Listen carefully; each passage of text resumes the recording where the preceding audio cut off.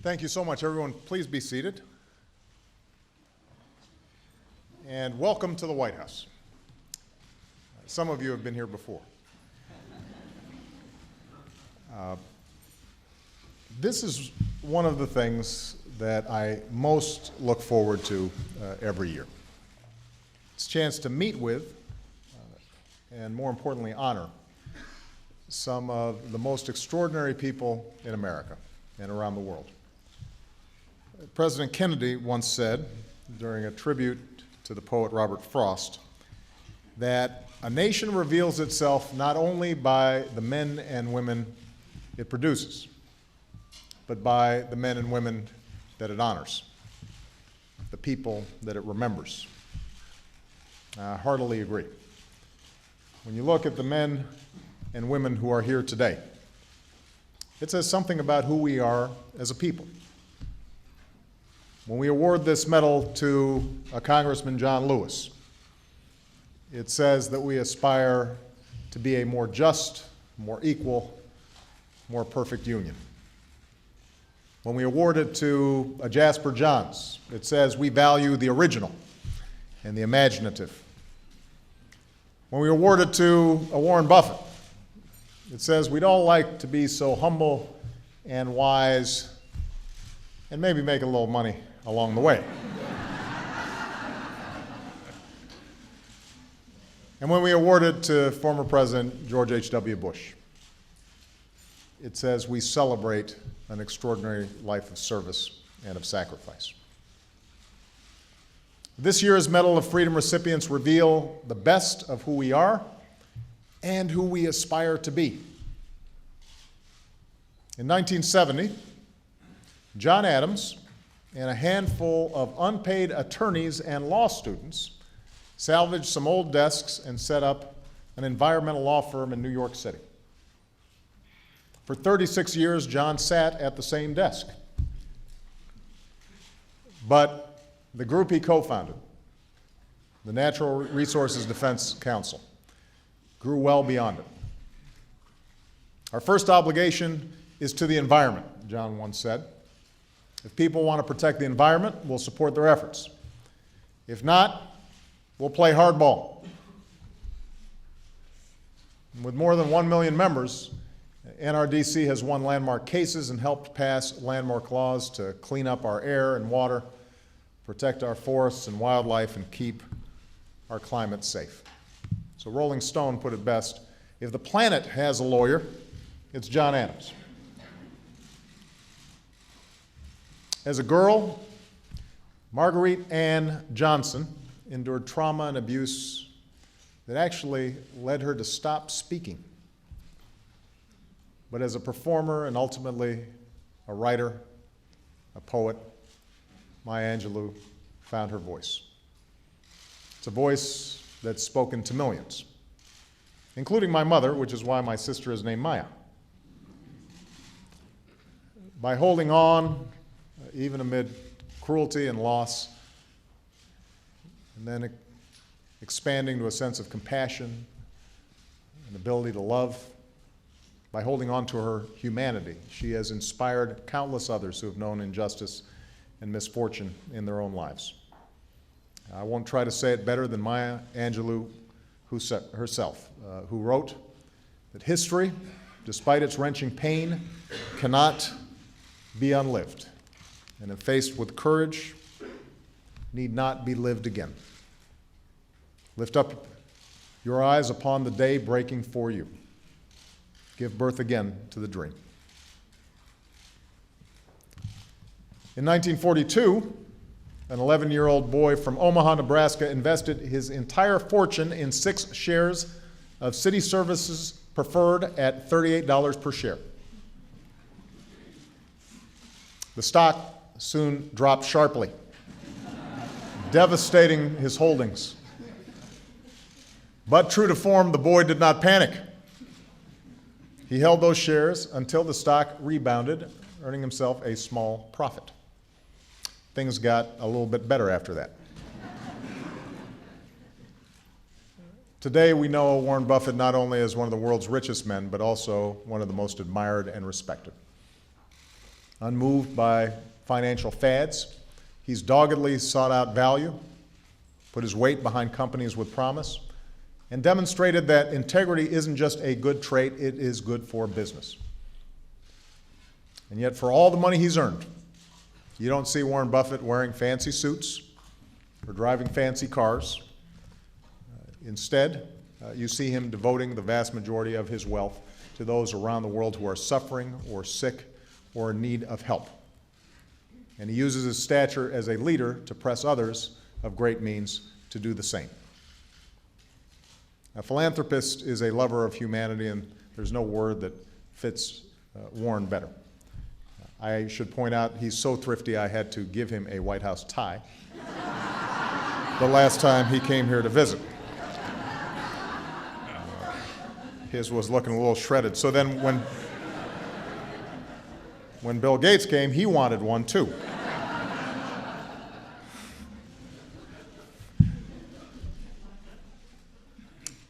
It has been noted that Jasper Johns' work, playing off familiar images, have transfixed people around the world. Historians will tell you that he helped usher in the artistic movements that would define the latter half of the 20th century. Many would say he is one of the greatest artists of our time. And yet, of his own efforts, he has simply said, I'm just trying to find a way to make pictures. Just trying to find a way to make pictures. Like great artists before him, Jasper Johns pushed the boundaries of what art could be and challenged others to test their own assumptions. He didn't do it for fame, he didn't do it for success, although he earned both. As he said, I assumed that everything would lead to complete failure, but I decided that it didn't matter, that would be my life. We are richer as a society because it was. And Jasper, you've turned out fine. When you are among the youngest of 9 children, you develop a strong sense of empathy. When those children are the Kennedys, you also develop a strong set of diplomatic skills just to be heard. Both traits helped Jean Kennedy Smith follow her siblings into public service. When her brother, President Kennedy, visited Ireland in 1963, he promised he'd be back in the springtime. 30 years later, it was left to Jean to return for him. As President Clinton's ambassador to Ireland, Jean was as vital as she was unconventional, helping brave men and women find the courage to see past the scars of violence and mistrust and come together to forge a lasting peace. Touched by experiences in her own life, Jean also founded the VSA program, helping people with disabilities discover the joys of learning through the arts, changing the lives of those it has served. And today, her mission is spread to more than 50 countries and touched millions of lives, ensuring that the family business remains alive and well. By the time she was 21, Gerda Klein had spent 6 years living under Nazi rule, 3 of them in concentration camps. Her parents and brother had been taken away. Her best friend had died in her arms during a 350-mile death march, and she weighed only 68 pounds when she was found by American forces in an abandoned bicycle factory. But Gerda survived. She married the soldier who rescued her. And ever since, as an author, a historian, and a crusader for tolerance, she has taught the world that it is often in our most hopeless moments that we discover the extent of our strength and the depth of our love. I pray you never stand at any crossroads in your own lives, she says, but if you do, if the darkness seems so total, if you think there is no way out, remember, never, ever give up. That's a quote that would be familiar to our next honoree. There's a quote inscribed over a doorway in Nashville where students first refused to leave lunch counters 51 years ago, this February. And the quote said, "If not us, then who? If not now, then when? It's a question John Lewis has been asking his entire life. It's what led him back to the Edmund Pettus Bridge in Selma after he'd already been beaten within an inch of his life days before. It's why time and again he faced down death so that all of us could share equally in the joys of life. It's why all these years later he is known as the conscience of the United States Congress, still speaking his mind on issues of justice and equality. And generations from now, when parents teach their children what is meant by courage, the story of John Lewis will come to mind. An American who knew that change could not wait for some other person or some other time, whose life is a lesson in the fierce urgency of now. An optometrist from New York, Tom Little could have pursued a lucrative career. Instead, he was guided by his faith, and he set out to heal the poorest of the poor in Afghanistan. For 30 years, amid invasion and civil war, the terror of the Taliban, the spread of insurgency, he and his wife Libby helped bring Afghans literally the miracle of sight. Last summer, Tom and his team of doctors and nurses were ambushed and senselessly murdered. Today we remember and honor Dr. Tom Little, a humanitarian in the truest sense of the word, a man who not only dedicated his life to others, but who lived that lesson of Scripture. Greater love hath no man than this, that a man lay down his life for his friends. Yo-Yo Ma has been a concert cellist since the age of 5, despite being a late bloomer.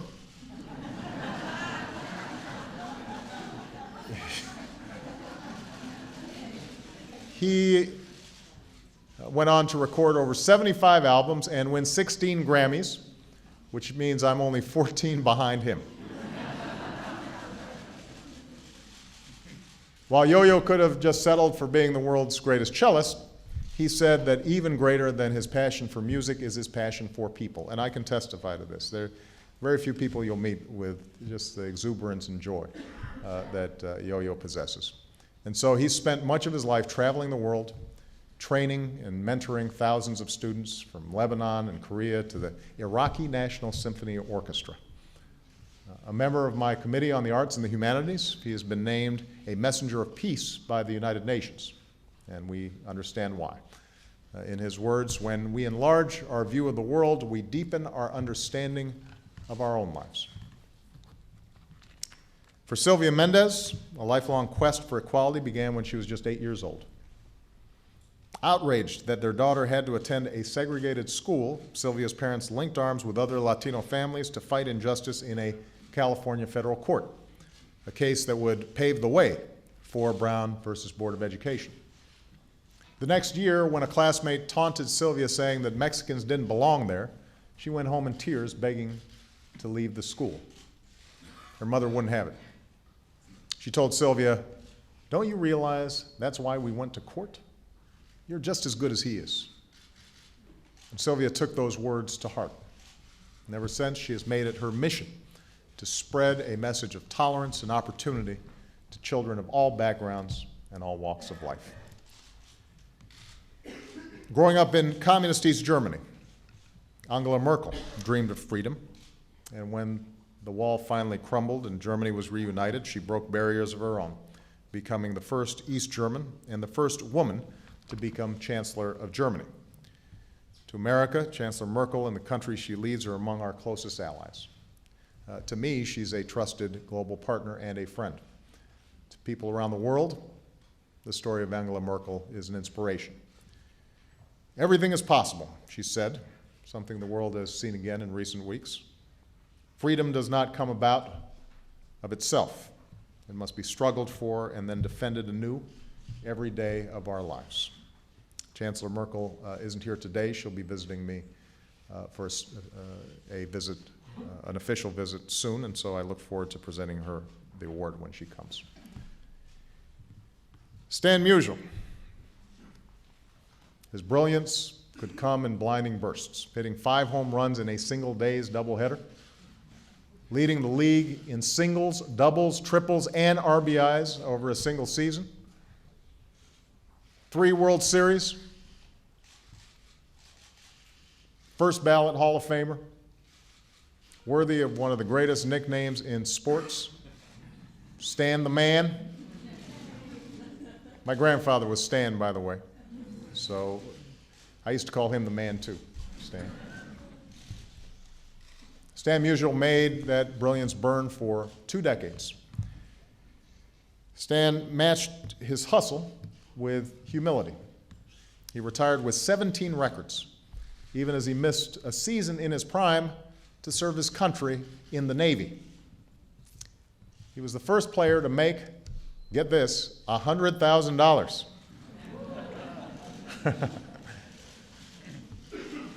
Even more shocking, he asked for a pay cut when he didn't perform up to his own expectations. You can imagine that happening today. Stan remains to this day an icon, untarnished, a beloved pillar of the community, a gentleman you'd want your kids to emulate. I hope I've given baseball nearly as much as I've gotten from it, Stan wrote in his memoirs, knocking it out of the park one more time. When Bill Russell was in junior high, he was cut from his basketball team. He got better after that.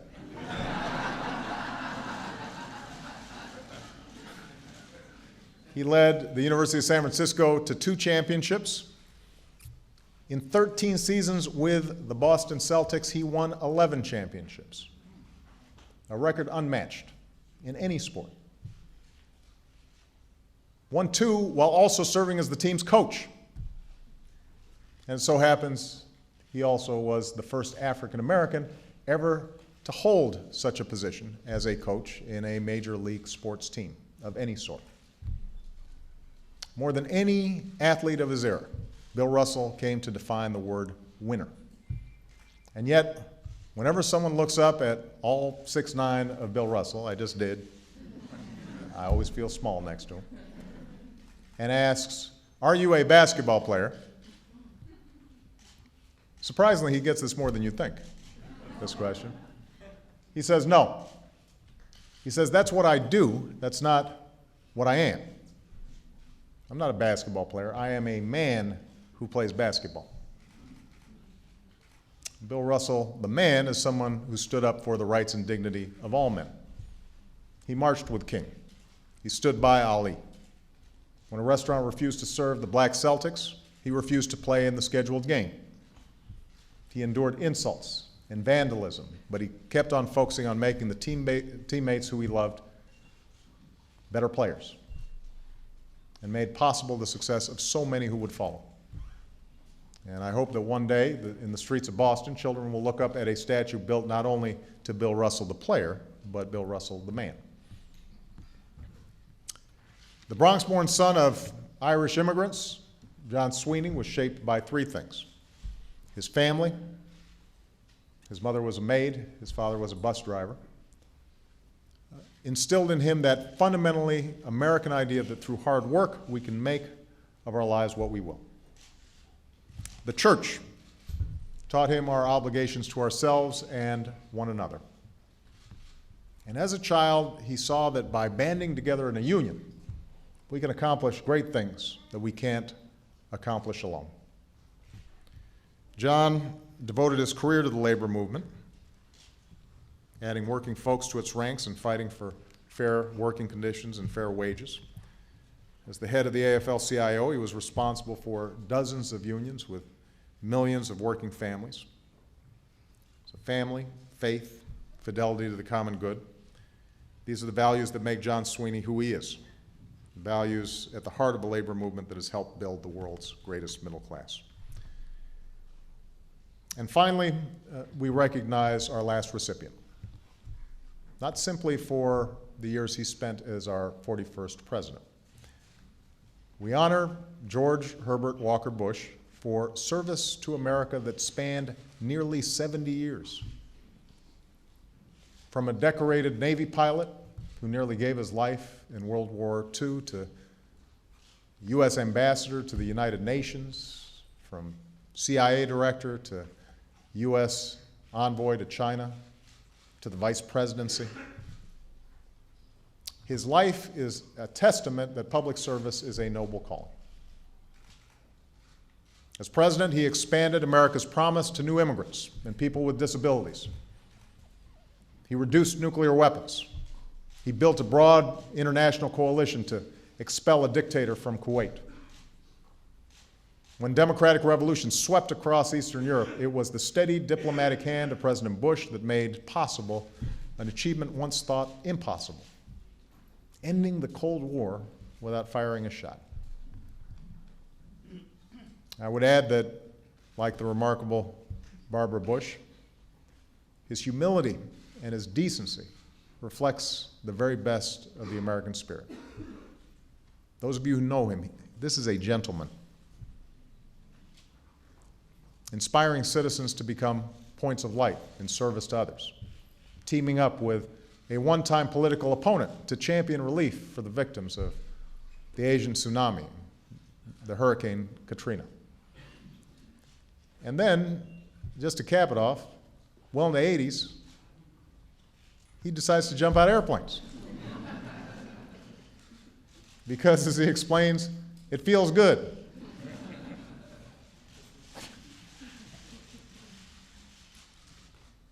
These are the recipients of the 2010 Medal of Freedom. So now it is my great pleasure and my great honor to present them with their medals.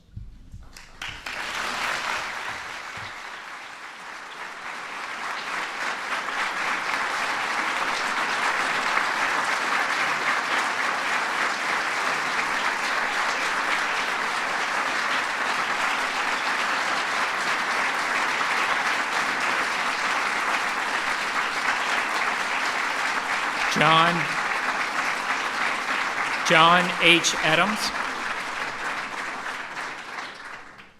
John H. Adams.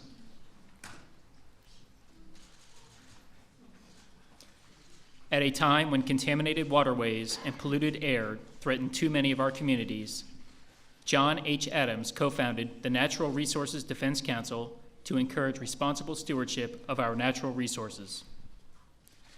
A staunch defender of the wonders of our planet, he served as executive director and later as president of the NRDC, challenging Americans to live up to our responsibilities to leave something better to our children with an urgency matched by few others.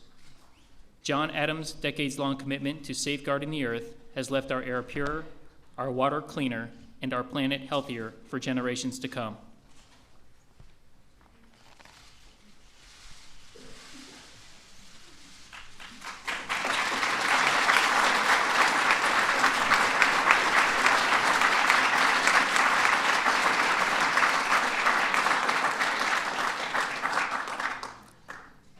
Dr. Maya Angelou.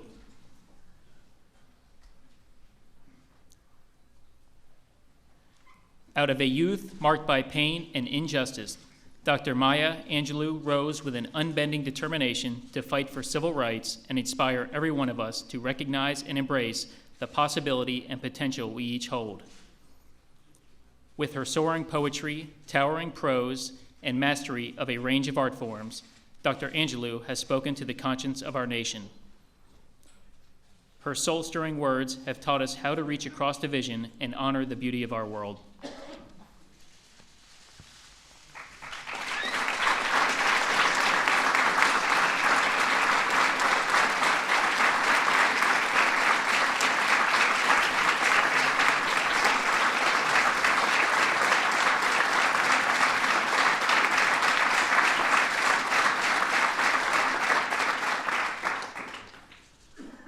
Warren E. Buffett.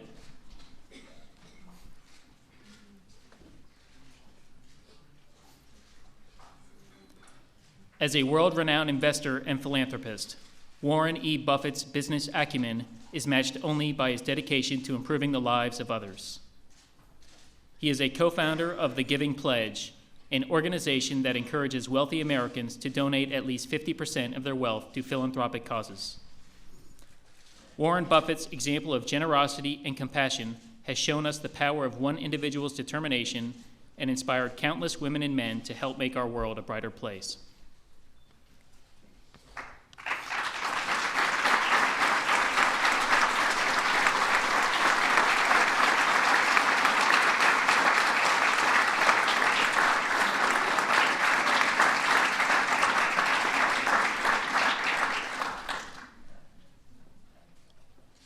The Honorable George Herbert Walker Bush.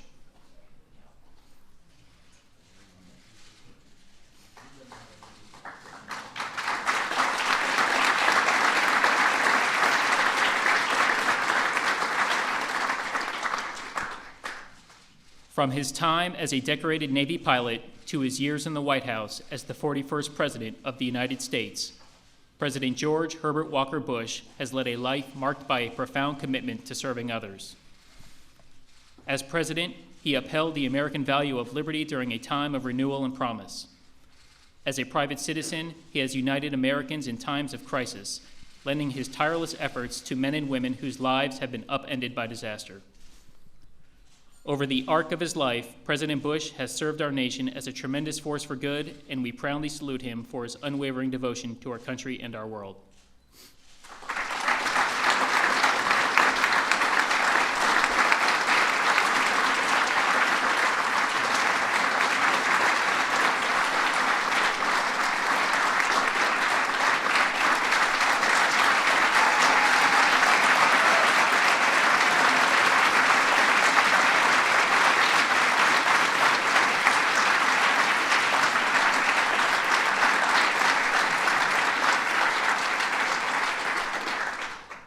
Jasper Johns.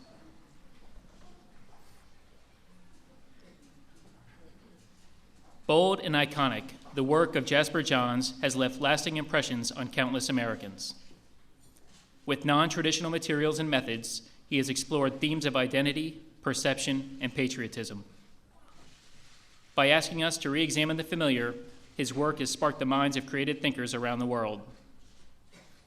Jasper Johns' innovative creations help shape the pop, minimal, and conceptual art movements, and the United States honors him for his profound influence on generations of artists.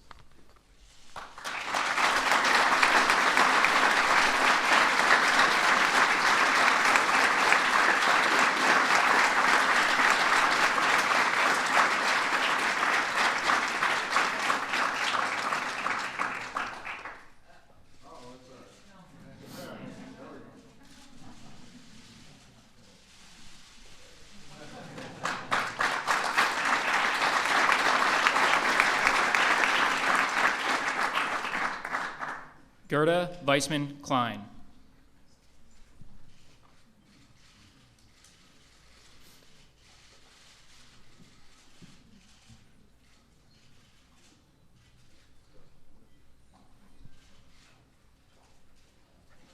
Gerda Klein life is a testament to the tenacity of the human spirit. A Holocaust survivor, she was separated from her parents and sent to a series of Nazi labor camps.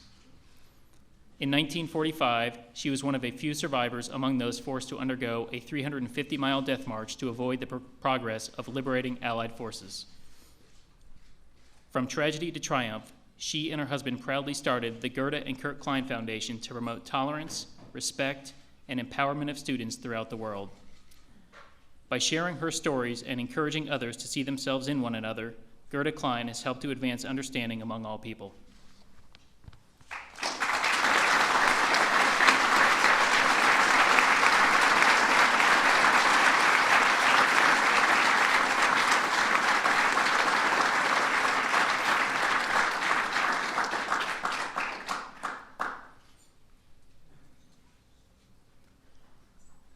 The Honorable John R. Lewis.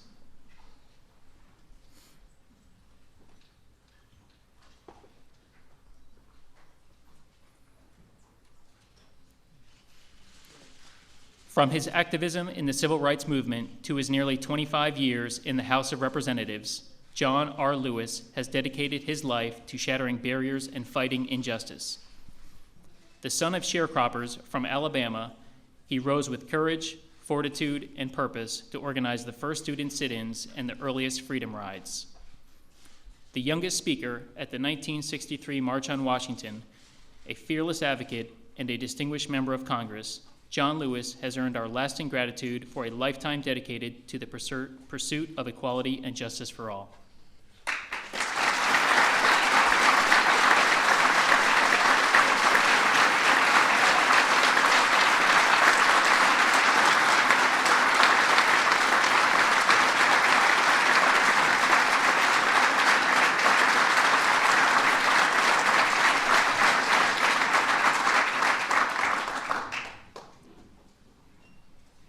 Elizabeth Little, accepting on behalf of her husband, Dr. Thomas Emmett Little.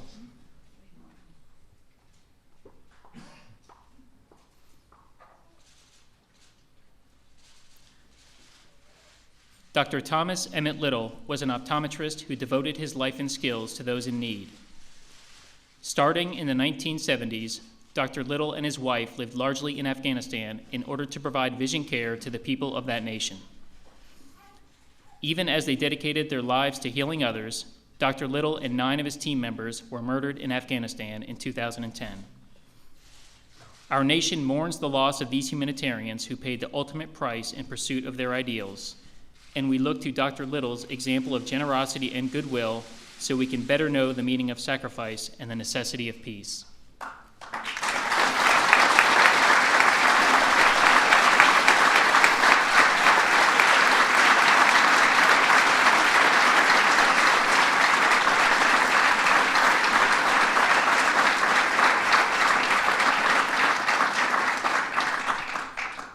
Yo-Yo Ma.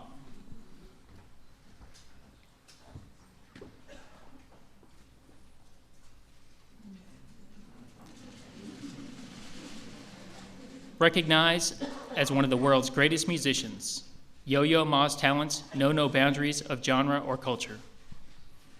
Since performing at the White House for President Kennedy at the age of 7, he has recorded more than 75 albums, won more than a dozen Grammy Awards, and established himself as one of our nation's most acclaimed and respected artists. His music has bound us together and captured our imagination, and the United States proudly honors this prolific cellist and ambassador for the arts.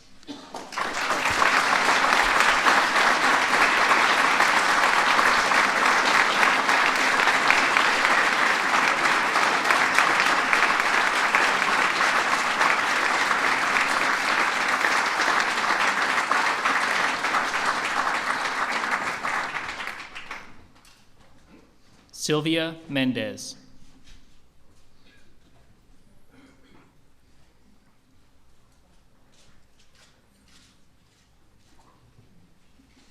Sylvia Mendez was thrust to the forefront of the civil rights movement when she was just a child. Denied entry to the Westminster School because of her Mexican heritage, she sought justice, and her subsequent legal case, Mendez versus Westminster, effectively ended segregation as a matter of law in California. The arguments in that case catalyzed the desegregation of our schools and prevailed in the landmark case, Brown versus Board of Education, forever changing our nation. Today, Sylvia Mendez continues to share her remarkable story and advocate for excellence and equality in classrooms across America.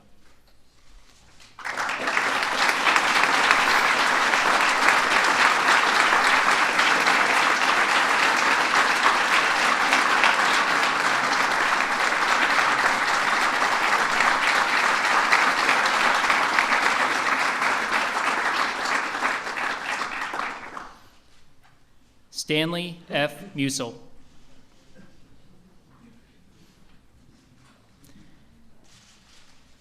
Stanley F. Musial represents the best of American sports icons. His name is synonymous with the St. Louis Cardinals, the team on which he played for his entire 22-year career. A perennial all-star and 3-time most valuable player, he won accolades as a player and championships as a teammate. Nicknamed Stan the Man Musial, he played the game with unrivaled passion, and his humility and decency remain a model for all young Americans to this day.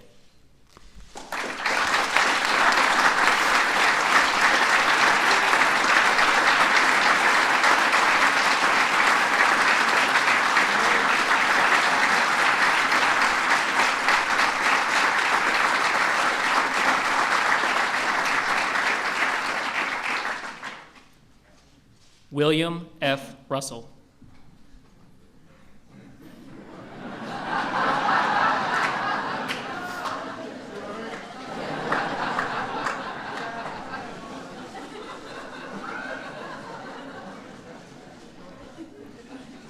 Basketball was a different sport before William F. Russell donned a uniform. With unmatched skill, he led the Boston Celtics to an unparalleled string of titles and earned the distinction of being named the National Basketball Association's most valuable player 5 times.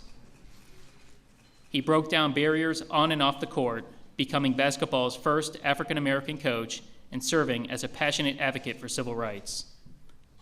Bill Russell can reflect with pride on helping change the culture of a sport and the course of our nation.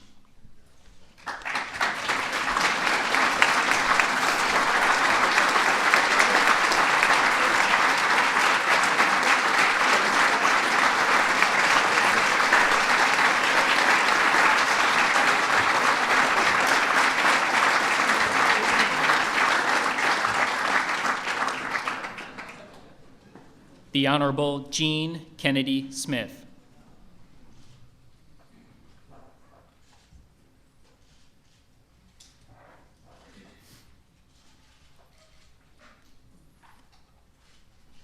The 8th of 9 children to Joseph and Rose Kennedy, Jean Kennedy Smith joined the family business of helping her fellow Americans and improving our world.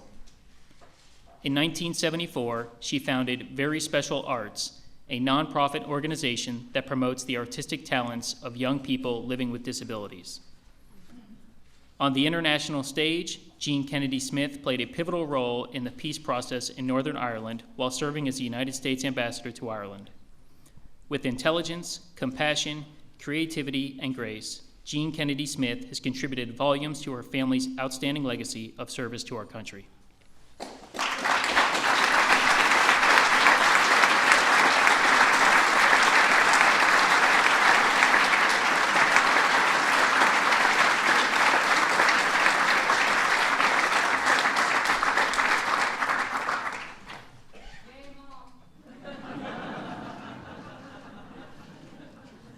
John J. Sweeney.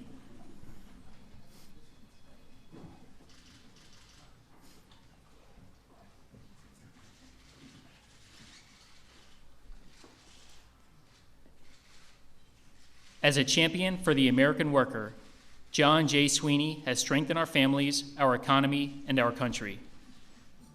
The son of Irish immigrants, he worked his way up in the labor movement, serving as president of the Service Employees International Union and president of the American Federation of Labor and Congress of Industrial Organizations, all the while reaffirming our nation's commitment to rewarding the enduring values of hard work and responsibility.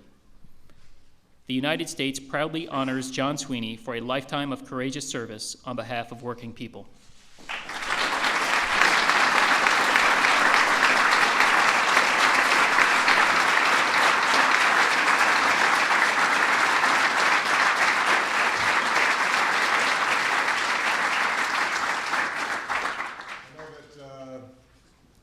I know that people try to observe decorum when they're here in the White House, but I'd welcome everybody to stand and acknowledge these extraordinary men and women. The 2011 Medal of Freedom winners.